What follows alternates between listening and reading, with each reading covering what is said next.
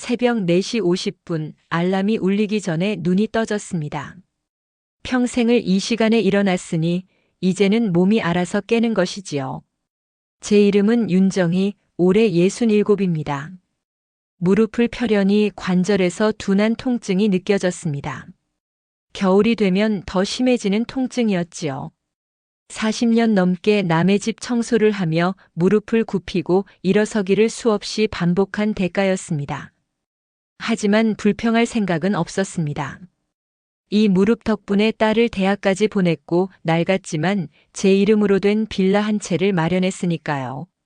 화장실에서 세수를 하고 거울을 보았습니다.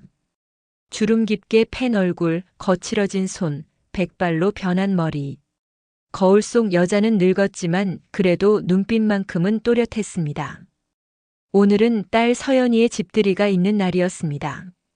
3개월 전 송도 신축 아파트로 이사를 갔다며 연락이 왔을 때 저는 진심으로 기뻤습니다. 제가 평생 살아본 적 없는 깨끗하고 넓은 집, 딸이 그런 곳에서 산다니 얼마나 다행인가 싶었지요. 엄마, 이번 주말에 우리 집 와요. 시댁 식구들도 오는데 엄마도 같이 식사해요. 전화 속 딸의 목소리는 평소보다 조금 밝게 들렸습니다. 하지만 어딘가 어색한 느낌도 있었지요. 저는 그냥 딸이 바빠서 그런가 보다 생각했습니다. 빈손으로 갈 수는 없었습니다. 냉장고를 열어보니 마지막 남은 생활비가 5만 원이었습니다. 시장에 가서 돼지고기 2근과 배추 1포기를 샀습니다. 집에 돌아와 수육을 삶기 시작했습니다. 새벽 5시부터 시작한 요리는 오전 10시가 되어서야 끝났습니다.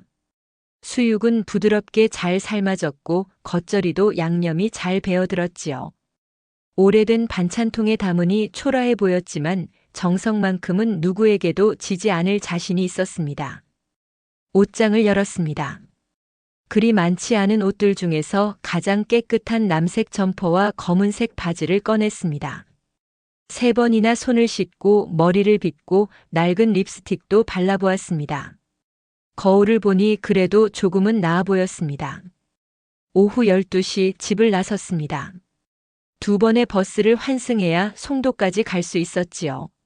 무릎이 아파서 버스 안에서는 내내 앉아있고 싶었지만 노약자석이 모두 차 있어 한 정거장 내내 서 있어야 했습니다. 2시간이 걸려 도착한 송도는 제가 아는 세상과는 달랐습니다. 높은 건물들, 깔끔하게 정돈된 거리, 세련된 옷을 입고 걷는 사람들. 딸이 이런 곳에 살고 있구나 싶으니 뿌듯하면서도 왠지 모를 거리감이 느껴졌습니다. 아파트 현관 앞에 섰습니다. 반짝이는 유리문, 깨끗한 로비, 정장을 입은 경비원. 저는 잠시 망설였습니다. 제가 이런 곳에 들어가도 되는 걸까? 하지만 딸이 기다리고 있을 거라는 생각에 용기를 내어 초인종을 눌렀습니다. 문이 열렸습니다. 사위 박도현이 미소를 띠고 서 있었습니다. 어머님 오셨어요? 어서 들어오세요. 말은 공손했지만 그의 눈은 제 얼굴보다 제 손에 든 낡은 보자기와 낡은 신발을 먼저 훑었습니다. 그 시선이 짧지만 날카로웠지요. 저는 왠지 모를 불편함을 느꼈습니다. 그래 고맙네. 서연이는 안에 있는가? 네, 안에 있어요. 근데 어머님 많이 힘드셨죠? 버스 타고 오시느라. 아니네. 괜찮아. 저는 신발을 벗고 현관에 들어섰습니다. 넓은 거실, 큰 소파, 벽에 걸린 TV. 모든 것이 새 것이었고 깨끗했습니다. 그리고 소파에는 이미 도현의 가족들이 앉아 있었습니다. 엄마 왔어요. 딸 서연이가 주방에서 나와 저를 맞이했습니다. 하지만 딸의 표정은 밝지 않았습니다. 오히려 긴장되어 보였지요. 저는 왜 딸이 그런 표정을 짓는지 알 수 없었습니다. 어머님 여기 앉으세요. 도현이 소파 끝자리를 가리켰습니다. 저는 조심스럽게 앉았고 가져온 반찬통을 테이블 위에 올려놓았습니다. 내가 수육이랑 겉절이 좀 만들어 왔네. 별건 아니지만 맛은 있을 거야. 아, 네. 고맙습니다. 도현의 어머니가 반찬통을 보더니 짧게 웃었습니다. 어딘가 쌀쌀해 보이는 미소입니다. 그때 손녀 할인이가 저에게 다가왔습니다. 할머니 왔어요? 그래, 우리 할인이. 잘 지냈어? 할인이는 고개를 끄덕여 보였지만 아이의 눈빛 어딘가 불안한 기색이 보였습니다. 제가 너무 예민하게 느끼는 걸까요? 자, 그럼 식사 준비할게요. 서연이가 주방으로 들어갔고 저는 도와주러 일어서려 했습니다. 하지만 도현이 손을 들어 저를 제지했습니다. 어머님은 그냥 앉아 계세요. 서연이가 다 준비할 거예요. 아니, 나도. 어머님 피곤하실 텐데 쉬세요. 그 말투는 부드러웠지만 거절할 수 없는 톤이었습니다. 저는 다시 앉았고 어색한 침묵 속에서 시계만 쳐다보았습니다. 식사 준비가 끝나고 사람들이 테이블에 둘러앉았습니다. 제 수육은 구석에 놓여 있었고 아무도 먼저 손대지 않았습니다. 고급 요리들이 테이블 가득 차 있었고 제 음식은 그 사이에서 초라하게 보였지요. 식사가 시작됐고 대화가 오갔습니다. 하지만 아무도 저에게 말을 걸지 않았습니다. 저는 그저 조용히 밥을 먹으며 이 자리가 언제 끝날까 기다리고 있었습니다. 그때 도현이 물을 마시다 말고 제게 물었습니다. 어머님, 요즘도 청소 일하세요? 응, 쭉 하던 일이니까. 힘드시겠어요. 나이도 있으신데. 그 말 속에 담긴 무언가가 있었습니다. 연민이 아니었습니다. 평가였지요. 저는 대답 대신 고개만 끄덕였습니다. 하지만 가슴 속에서는 불편한 감정이 자라나고 있었습니다. 이 집들이는 단순한 가족 모임이 아닌 것 같았습니다. 무언가 다른 일이 벌어질 것 같은 설명할 수 없는 예감이 들었습니다. 식사가 한창일 때였습니다. 도현이 갑자기 웃으며 말했습니다. 아, 그러고 보니 어머님이 전에 우리 집 청소해 주신 적 있었죠? 순간 테이블에 앉은 사람들의 시선이 일제히 저를 향했습니다. 저는 젓가락을 든 손을 멈췄지요. 응, 몇 년 전에 한두 번. 맞아요. 그때 정말 깨끗하게 해주셨어요. 역시 전문가시니까. 도현의 말투는 밝았습니다. 하지만 그 말 속에 담긴 무언가가 제 얼굴을 뜨겁게 만들었습니다. 도현 씨. 서연이가 조심스럽게 남편을 불렀습니다. 하지만 도현은 듣지 못한 척했습니다. 저희 어머님이 청소 일을 정말 오래 하셨대요.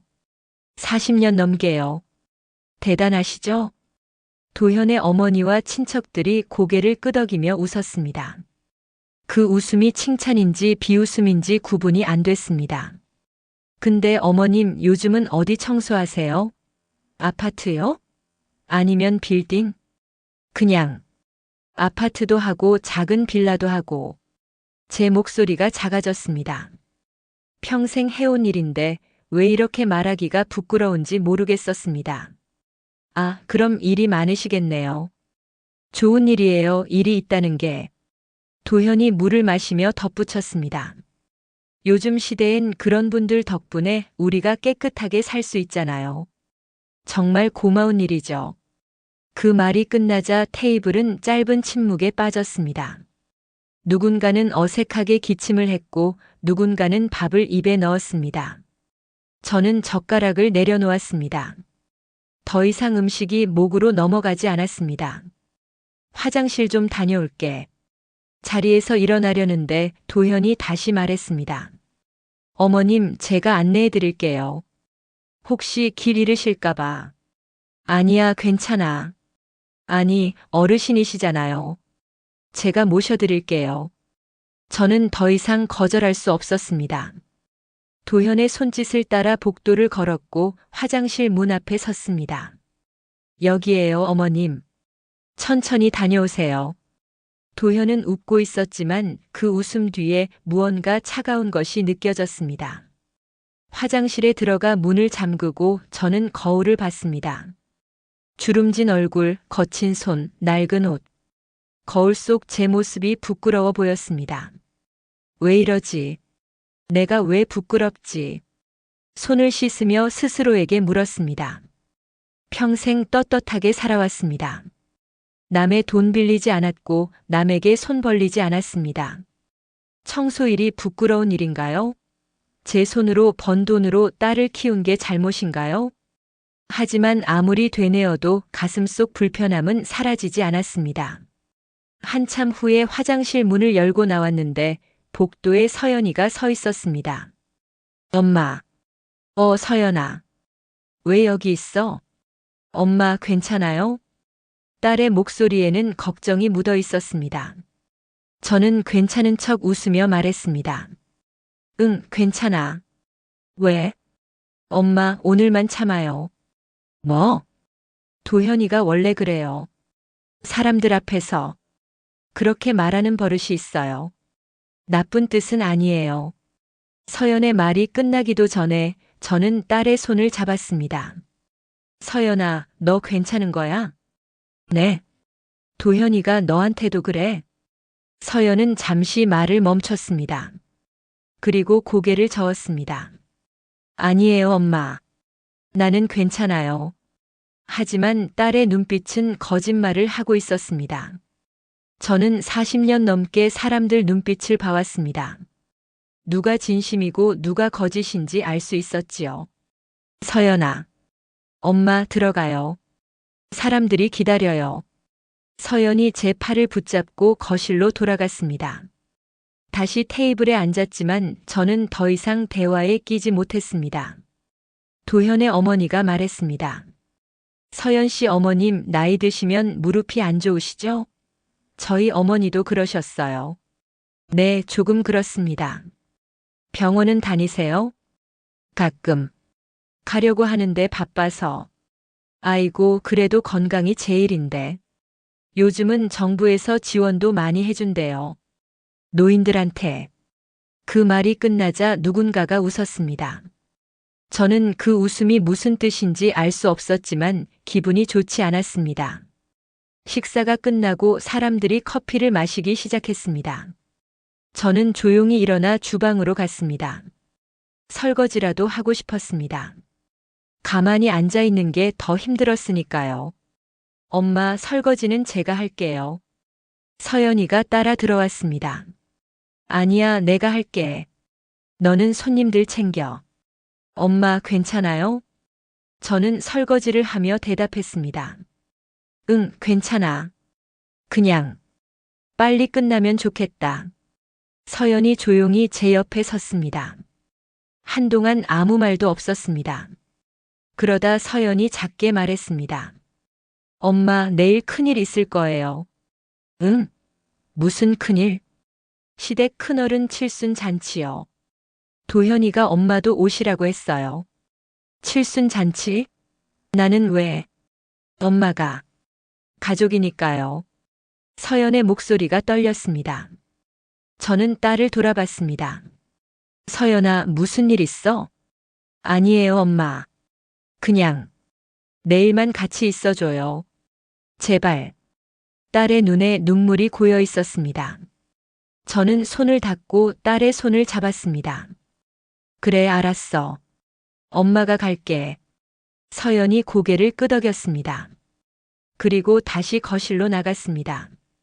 저는 설거지를 끝내고 거실로 돌아왔습니다.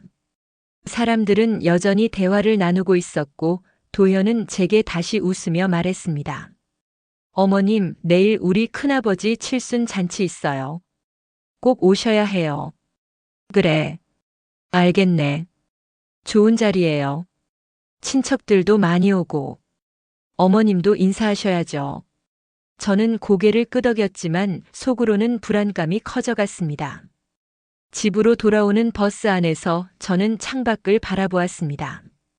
해가 지고 있었고 거리의 불빛들이 하나둘 켜지기 시작했습니다. 내일은 무슨 일이 생기려는 걸까?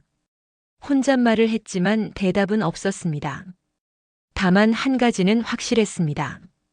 이 불편함이, 이 이상한 느낌이 그냥 제 착각이 아니라는 것. 무언가 잘못되고 있다는 것. 그리고 내일 그 무언가가 드러날 것이라는 것. 다음 날 오후 저는 다시 송도로 향했습니다. 이번엔 호텔 연회장이었습니다.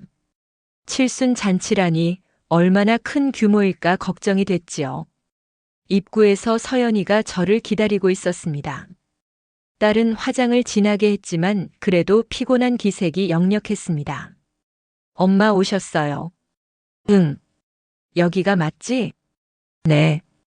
안으로 들어가요. 연회장은 화려했습니다. 큰 샹들리에 하얀 테이블보 꽃장식들. 이미 많은 사람들이 자리를 채우고 있었고 저는 그 사이에서 작아지는 느낌이 들었습니다. 도현이 저를 발견하고 다가왔습니다. 어머님 오셨네요. 여기 앉으세요. 그가 가리킨 자리는 구석 테이블이었습니다. 주인공 테이블에서 가장 먼 곳이었지요. 하지만 저는 아무 말 없이 앉았습니다. 잠깐만요, 어머님. 제가 소개할 사람들이 있어요.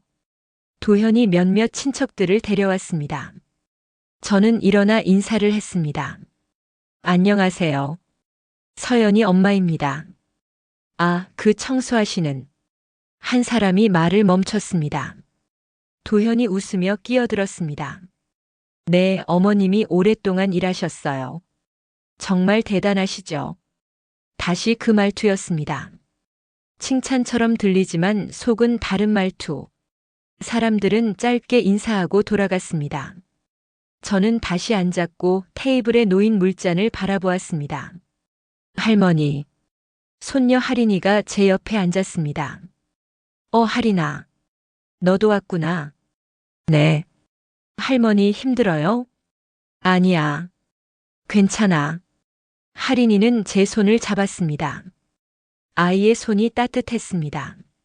할머니 조금만 기다려요. 곧 끝날 거예요. 응? 뭐가? 할인이는 대답하지 않고 엄마를 향해 고개를 돌렸습니다. 서연이가 멀리서 할인을 바라보며 작게 고개를 끄덕였습니다. 잔치가 시작됐습니다. 주인공이 입장하고 사람들이 박수를 쳤습니다. 축하 인사가 이어졌고 음식이 나오기 시작했습니다. 그때 도현이 마이크를 잡았습니다. 안녕하십니까? 오늘 이렇게 좋은 자리에 와주셔서 감사합니다. 사람들이 조용해졌습니다. 저는 오늘 특별히 말씀드리고 싶은 게 있습니다. 도현이 저를 향해 손짓했습니다. 여기 계신 분이 제 장모님이십니다. 윤정희 님이시죠? 순간 모든 시선이 저에게 쏠렸습니다. 저는 어떻게 해야 할지 몰라 그냥 앉아 있었습니다. 어머님은 평생 청소 일을 하시며 고생하셨습니다. 정말 존경스럽습니다. 사람들이 박수를 쳤습니다. 하지만 그 박수가 진심인지 형식인지 알 수 없었습니다. 그래서 제가 결심했습니다. 이제 어머님을 편히 쉬시게 해드리려고 합니다. 도현이 잠시 말을 멈췄습니다. 좋은 요양원을 알아보고 있습니다. 어머님께서 편안히 여생을 보내실 수 있도록. 순간 저는 숨이 막혔습니다. 네. 어머님 놀라셨죠? 이제 힘든 일 그만하시고 편히 쉬세요. 사람들이 다시 박수를 쳤습니다. 누군가는 효자네라고 말했고 누군가는 고개를 끄덕였습니다. 하지만 저는 한 번도 요양원에 가고 싶다고 말한 적이 없었습니다. 하지만 나는 어머님 나중에 천천히 이야기해요. 오늘은 좋은 날이니까. 도현은 마이크를 내려놓고 자리로 돌아갔습니다. 저는 그 자리에 얼어붙은 채 앉아 있었습니다. 식사가 끝나고 사람들이 일어나기 시작했을 때 서연이 제 팔을 붙잡았습니다. 엄마 잠깐만 저 따라와요. 어디? 주방이요. 빨리요. 서연이 저를 이끌고 연회장 뒤쪽 주방으로 갔습니다. 할인이도 뒤따라왔습니다. 문을 닫고 서연이 제 손을 꼭 잡았습니다. 엄마 깜짝 놀라셨죠? 서연아, 도대체 무슨... 엄마 이거 봐요. 서연이 휴대폰을 꺼내 사진들을 보여줬습니다. 서류 사진들이었습니다. 이게 뭐야? 엄마 집 등기부등본이에요. 도현이가 몰래 뽑았어요. 제 손이 떨리기 시작했습니다. 그리고 이건 인감증명서 발급 내역이에요. 엄마 이름으로. 내가 언제? 엄마가 한 게 아니에요. 도현이가 했어요. 할인이가 끼어들었습니다. 할머니 아빠가 할머니 집을 담보로 대출받으려고 했어요. 뭐? 제가 아빠 서재에서 서류 봤어요. 할머니 집 주소 적힌 종이들이랑 성년 후견 이런 단어들도 있었어요. 저는 주저앉을 것 같았습니다. 서연이 저를 부축했습니다. 엄마 앉아요. 주방 구석 의자에 앉았습니다. 머릿속이 하얘졌습니다. 성년 후견이. 그게 뭔데? 서연이 천천히 설명했습니다. 엄마가 판단 능력이 없다고 법원에 신청하면 후견인이 엄마 재산을 관리할 수 있어요. 그러면 내 집을. 네. 도현이가 마음대로 할 수 있어요. 저는 두 손으로 얼굴을 감쌌습니다. 내가 뭘 잘못했길래. 엄마 잘못 아니에요. 서연이 울먹였습니다. 제가 잘못 봤어요. 도현이를 믿었던 게 잘못이었어요. 그럼 너는 언제부터 알았어? 석 달 전부터요. 서류 발견하고 변호사 선생님께 물어봤어요. 왜 진작 말 안 했어? 증거가 필요했어요, 엄마. 말로만 하면 도현이가 부인할 거예요. 그래서 기다렸어요. 할인이가 휴대폰을 꺼냈습니다. 할머니, 저도 녹음했어요. 아빠가 전화로 친구랑 얘기하는 거요. 녹음? 네. 늙은이 하나 정리하면 집 한 채는 건지지 이렇게 말했어요. 저는 손녀의 휴대폰을 받아들었습니다. 재생 버튼을 눌렀습니다. 도현의 목소리가 들렸습니다. 형, 장모 집이 얼마나 되는지 알아? 요즘 시세로 3억은 돼. 청소부 주제에 집은 있더라고. 웃음소리가 들렸습니다. 요양원 보내고 성년 후견 신청하면 끝이야. 치매 있다고 하면 되지. 저는 녹음을 멈췄습니다. 더 이상 들을 수 없었습니다. 엄마. 서연이 제 어깨를 안았습니다. 우리 이제 싸워요. 제대로. 어떻게? 내일 변호사 선생님 만나요. 그리고 이혼할 거예요. 저는 딸을 바라봤습니다. 서연아, 너 괜찮겠어? 아니요. 안 괜찮아요. 무서워요. 서연이 눈물을 흘렸습니다. 하지만 엄마 잃는 것보다는 나아요. 할인이 우리 둘을 꼭 안았습니다. 할머니, 엄마, 우리 같이 해요.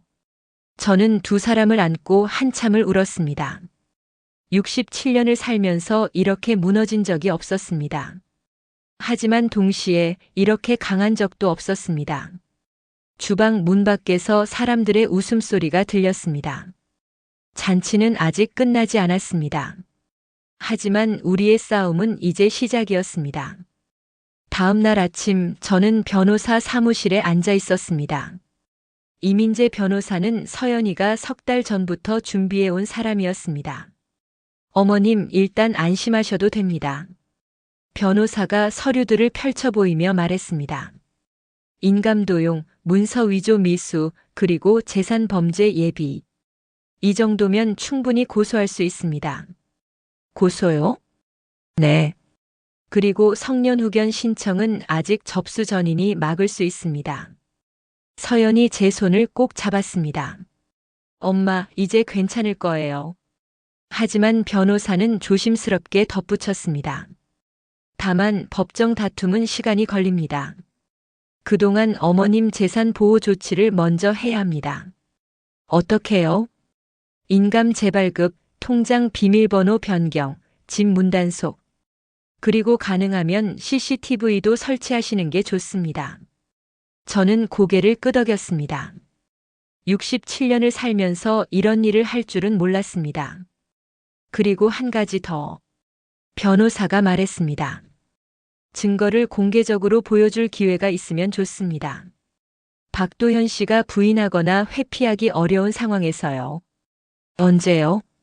칠순 잔치 다음 모임이 있다고 들었습니다. 시댁 제사라고요. 서연이 고개를 끄덕였습니다. 네, 이번 주말이에요. 도현이가 엄마도 오시라고 했어요. 변호사는 잠시 생각하더니 말했습니다. 그 자리가 적기일 수 있습니다. 많은 친척들 앞에서 진실을 밝히면 박도현 씨는 더 이상 거짓말로 덮기 어려울 겁니다. 저는 망설였습니다. 그런데 그렇게 공개적으로 해도 되는 건가요? 어머님, 변호사가 진지하게 말했습니다. 박도현 씨는 칠순 잔치에서 어머님을 요양원 보낸다고 공개적으로 말했습니다. 어머님의 동의도 없이요. 이미 싸움은 공개됐습니다. 저는 딸을 바라봤습니다. 서연이 조용히 고개를 끄덕였습니다. 알겠습니다. 가겠습니다. 주말이 왔습니다. 제사는 도현 집에서 열렸습니다. 저는 서연, 할인과 함께 집 앞에 섰습니다. 엄마 준비됐어요? 응. 저는 깊게 숨을 들이쉬었습니다. 가방 안에는 변호사가 준비해준 서류들과 녹음 파일이 담긴 USB가 들어 있었습니다. 문을 열자 도현이 반갑게 맞이했습니다. 어머님 오셨네요. 들어오세요. 거실에는 이미 열댓 명의 친척들이 모여 있었습니다. 제 사상이 차려져 있었고 사람들은 삼삼오오 이야기를 나누고 있었습니다. 여러분, 장모님 오셨습니다. 도현이 큰 목소리로 말했습니다. 사람들이 저를 돌아봤고 몇몇은 인사를 건넸습니다. 제사가 시작됐습니다. 절을 하고 음복을 나누었습니다. 식사가 시작됐고 대화가 오갔습니다. 도현 씨, 지난번에 장모님 요양원 보내신다고 하셨는데 어디로 정하셨어요? 한 친척이 물었습니다. 아, 네. 좋은 곳으로 알아보고 있습니다. 효자시네요. 요즘 같은 세상에. 사람들이 웃으며 고개를 끄덕였습니다. 저는 숟가락을 내려놓았습니다. 서연이 제 손을 잡았습니다. 이제 때가 됐습니다. 저기요. 제가 말했습니다. 사람들이 저를 돌아봤습니다. 제가 할 말이 있습니다. 어머님 무슨. 도현이 말을 막으려 했지만 저는 계속했습니다. 저는 요양원에 가고 싶지 않습니다. 한 번도 그런 말 한 적 없습니다. 순간 거실이 조용해졌습니다. 어머님 지금 무슨. 도현 씨. 서연이 일어섰습니다. 이제 그만하세요. 서연이 가방에서 서류들을 꺼냈습니다. 여러분, 제가 보여드릴 게 있습니다. 할인이 노트북을 꺼내 TV에 연결했습니다. 화면에 서류 사진들이 떴습니다. 이건 저희 엄마 집 등기부등본입니다. 제 남편이 몰래 발급받았습니다. 도현의 얼굴이 굳었습니다. 그리고 이건 인감증명서 발급 내역이고요. 친척들이 웅성거리기 시작했습니다. 서연아, 지금 뭐 하는 거야? 도현이 일어섰습니다. 그리고 이건. 할인이 파일을 재생했습니다. 도현의 목소리가 스피커로 흘러나왔습니다. 형, 장모 집이 얼마나 되는지 알아? 요즘 시세로 3억은 돼. 청소부 주제에 집은 있더라고. 거실이 얼어붙었습니다. 요양원 보내고 성년후견 신청하면 끝이야. 치매 있다고 하면 되지. 웃음소리까지 들렸습니다. 도현의 어머니가 벌떡 일어섰습니다. 이게 무슨 짓이야? 저도 묻고 싶습니다. 서연이 조용히 말했습니다. 제 남편이 무슨 짓을 한 건지요. 도현은 아무 말도 하지 못했습니다. 얼굴이 새하얗게 질려 있었습니다. 자네. 제가 일어서서 말했습니다. 자네는 나를 청소부 주제라고 했지만 그게 잘못인가? 어머님 그건 40년 넘게 남의 집 청소하며 살았네. 하지만 이게 누군가의 놀림거리가 될 줄은 정말 상상도 못했어. 제 목소리가 떨렸습니다. 나는 내가 직접 벌어서 내 딸 공부시키고 입히고 먹였네. 빚 없이 집 한 채도 마련했고 남에게 손 벌린 적 없었어. 친척 한 분이 고개를 끄덕였습니다. 그게 부끄러운 일인가? 도현은 대답하지 못했습니다. 어머님, 나는 요양원 안 가네. 내 집 놔두고 내가 왜 다른 곳을 가나? 변호사 이민재가 들어왔습니다. 서연이 미리 연락해둔 것이었습니다. 안녕하십니까? 저는 윤정희님의 변호사 이민재입니다. 변호사가 명함을 돌렸습니다. 박도현 씨의 행위는 인감도용, 문서위조 미수, 재산범죄 예비에 해당합니다. 형사고소 진행하겠습니다. 도현의 어머니가 소리쳤습니다. 이건 가족 문제야. 왜 법까지 끌어들여? 가족이라는 이름으로 범죄를 덮을 수는 없습니다. 변호사가 차분히 말했습니다. 그리고 윤서연 씨는 이혼 소송을 제기할 예정입니다. 친척들이 술렁였습니다. 누군가는 도현을 비난했고 누군가는 자리를 떴습니다. 저는 도현을 마지막으로 바라봤습니다. 자네가 나를 무시한 건 괜찮아. 하지만 내 딸까지 불행하게 만든 건 용서 못하네. 도현은 고개를 숙였습니다. 우리는 집을 나왔습니다. 바깥 공기가 차갑고 맑았습니다. 엄마. 서연이 제 팔을 잡았습니다. 잘하셨어요. 응. 나도 그런 것 같아. 할인이 제 다른 팔을 잡았습니다. 할머니 멋있었어요. 우리는 세 사람이 나란히 걸었습니다. 저녁 하늘에 별이 하나둘 떠오르고 있었습니다. 67년을 살면서 오늘처럼 당당했던 적이 없었습니다. 고소장을 접수한 지 2달이 지났습니다. 박도연은 기소됐고 서연의 이혼 소송도 진행 중이었습니다. 모든 게 한 번에 끝나지는 않았지만 적어도 방향은 정해졌습니다. 오늘 아침 저는 집 문단속을 새로 했습니다. 자물쇠를 바꾸고 현관에 작은 CCTV도 달았지요. 변호사가 권한 대로 인감도 재발급받았고 통장 비밀번호도 모두 바꿨습니다. 여긴 내 집이야. 문을 잠그며 혼잣말을 했습니다. 40년 전 이 빌라를 샀을 때도 이런 기분이었습니다. 처음으로 제 이름으로 된 공간을 가진 그 느낌. 주방으로 가서 물을 끓였습니다. 차를 마시며 창밖을 바라봤습니다. 11월의 햇살이 따스하게 들어왔지요. 초인종이 울렸습니다. 서연과 할인이었습니다. 엄마 왔어요. 어서 와. 들어와. 두 사람은 짐을 들고 있었습니다. 서연이 짐을 내려놓으며 말했습니다. 엄마 다 정리하고 나왔어요. 이제 엄마랑 같이 살 거야. 괜찮죠? 응. 당연하지. 할인이 웃으며 제 팔을 잡았습니다. 할머니 감사해요. 뭐가 고마워. 가족인데. 우리는 짐을 정리하기 시작했습니다. 서연의 옷들, 할인의 학용품들. 좁은 공간이 점점 채워졌습니다. 하지만 답답하지 않았습니다. 오히려 따뜻했습니다. 저녁을 준비하며 서연이 말했습니다. 엄마, 제가 요리할게요. 괜찮아. 내가 할게. 아니에요. 엄마는 평생 하셨잖아요. 이제는 제가 할 차례예요. 서연이 부엌을 차지했습니다. 저는 거실에 앉아 딸이 요리하는 모습을 지켜봤습니다. 할머니. 할인이 제 옆에 앉았습니다. 응? 할머니는 무섭지 않았어요? 그날 사람들 앞에서 말할 때 무서웠지. 저는 솔직하게 대답했습니다. 하지만 더 무서운 게 있었어. 뭐요? 아무 말도 못하고 당하는 거. 그게 더 무서웠어. 할인이 고개를 끄덕였습니다.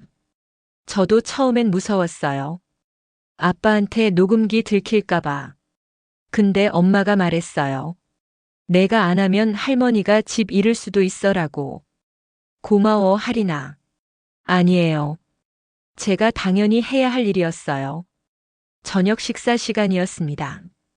세 사람이 작은 식탁에 둘러앉았습니다. 서연이 만든 된장찌개와 계란말이, 김치볶음밥.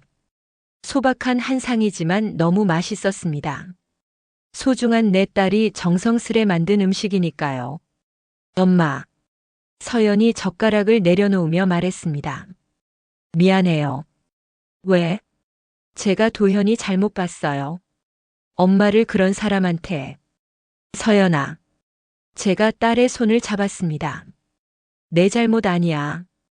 누구도 사람 속은 몰라.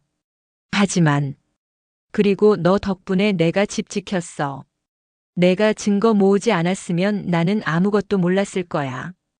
서연이 눈물을 흘렸습니다. 엄마, 저 이제 어떻게 살아요? 이혼하고 나면. 살면 되지.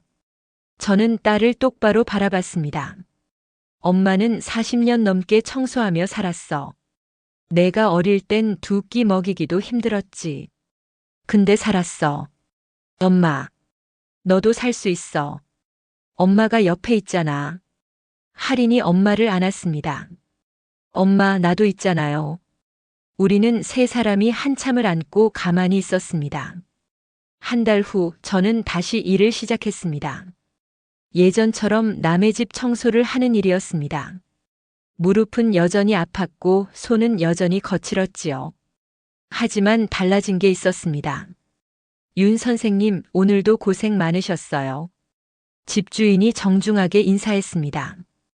예전엔 아주머니라고 불렸었는데 어느새 호칭이 선생님이 됐습니다. 아니에요. 제가 할 일 한 거죠. 다음 주에도 부탁드려요. 네, 알겠습니다. 집으로 돌아오는 길 저는 가벼운 마음으로 걸었습니다. 예전엔 청소일이 부끄러웠습니다. 사람들 눈을 피해 다녔지요. 하지만 이제는 달랐습니다. 이 일로 딸을 키웠고 집을 샀고 당당하게 살았습니다. 부끄러울 게 뭐가 있습니까? 집에 도착하니 서연이 저녁을 준비하고 있었습니다. 엄마 왔어요? 힘들었죠? 괜찮아. 요즘은 익숙해. 엄마 앉으세요. 발 좀 주물러 드릴게요. 서연이 제 발을 주물러 줬습니다. 따뜻한 손길이었습니다. 엄마. 응. 저 다음 주부터 일 나가요. 진짜? 어디? 작은 회사인데요. 마케팅 팀이에요. 월급은 적지만. 괜찮아요. 잘했다, 서연아. 엄마 덕분이에요. 엄마가 평생 일하셨으니까 저도 할 수 있을 것 같아요. 저는 딸의 머리를 쓰다듬었습니다. 우리 딸 잘할 거야. 할인이 학교에서 돌아왔습니다.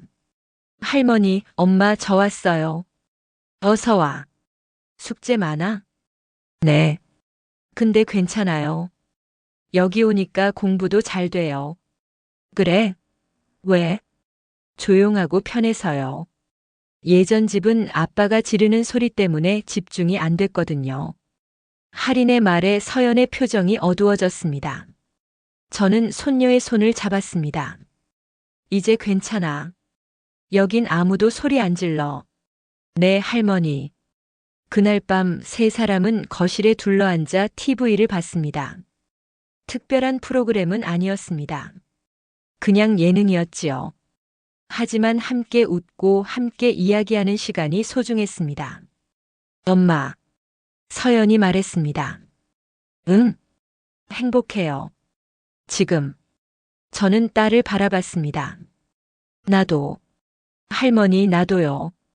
할인도 웃으며 말했습니다. 창밖으로 겨울이 오고 있었습니다. 차가운 바람이 불었지만 집안은 따뜻했습니다.